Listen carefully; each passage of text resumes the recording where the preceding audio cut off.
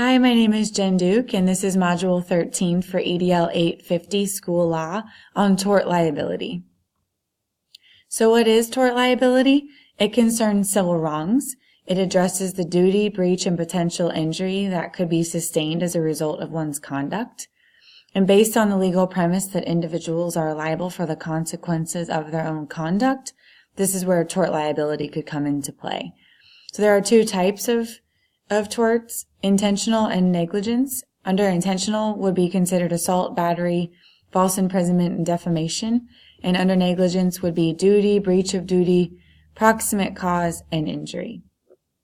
So the first example is an intentional tort that deals with assault. So in this particular case, a teacher was covering for another teacher in the building, and during that time a test was being administered.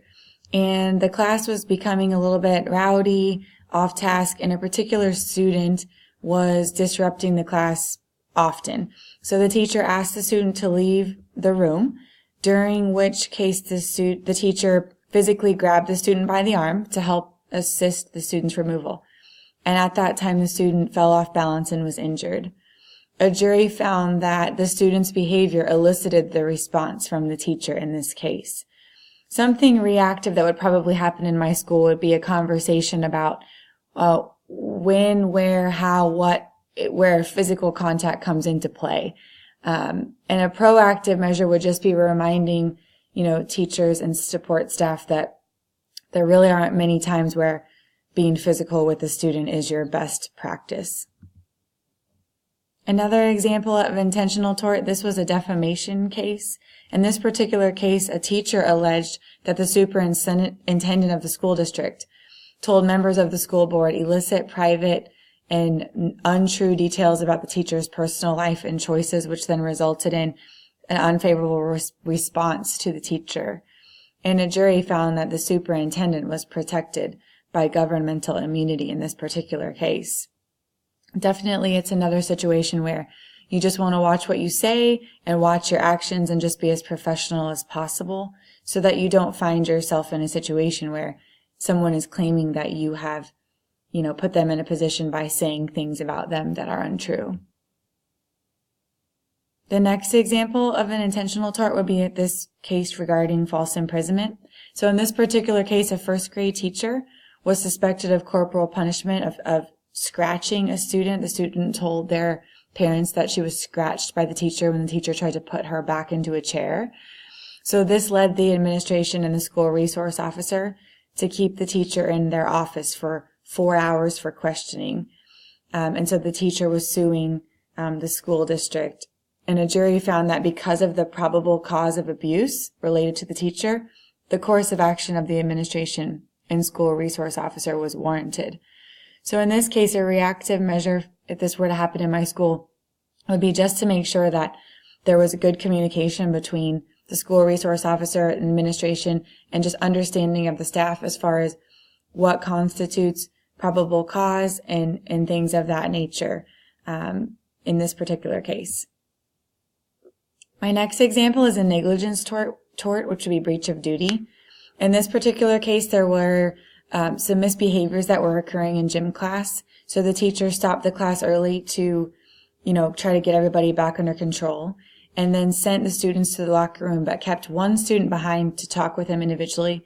So while the students were in the locker room unsupervised, there was an injury that occurred when a student pushed another student down into the lockers. In this particular case, the jury sided with the student because the earlier misbehavior of the students meant that there should have been extra supervision from the teacher in the locker room following. So in this particular case, it's so important, reactively, we'd be talking about the importance of supervision and making sure that you really take those duties seriously and that anything can happen at any time. So just making sure that supervision is of the utmost importance. And the next example, final example, is a negligence tort on injury. And in this particular class, a music teacher in an elementary school taught first graders the song London Bridge and the game of London Bridge that kids can play. And as a result, a child was swung into a bookshelf and required 50 stitches. And the teacher was found negligent for not supervising students more directly after introducing the game. So again, with supervision and things like that, being really, really proactive and holding teachers accountable to supervision. When you're deciding that you're going to introduce certain games to younger children, what's best practice in making sure that kids are safe? So just some things to consider, both, I guess, reactively and proactively, would just be to always create a culture of behaving in a professional manner. So as an administrator, just making sure that I was watching what I say and just making sure that the building is running professionally. That will help teachers make good decisions. Then just reminding all of us to keep our hands to ourselves. It's an old adage, but try to avoid physical interactions of any kind if at all possible. Continuously discuss the importance of supervision, and as an administrator, hold those supervisory duties accountable. And then just, thinking before you speak. Is it kind? Is it true? Is it helpful?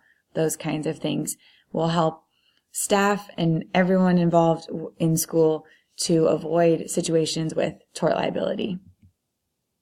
Thank you.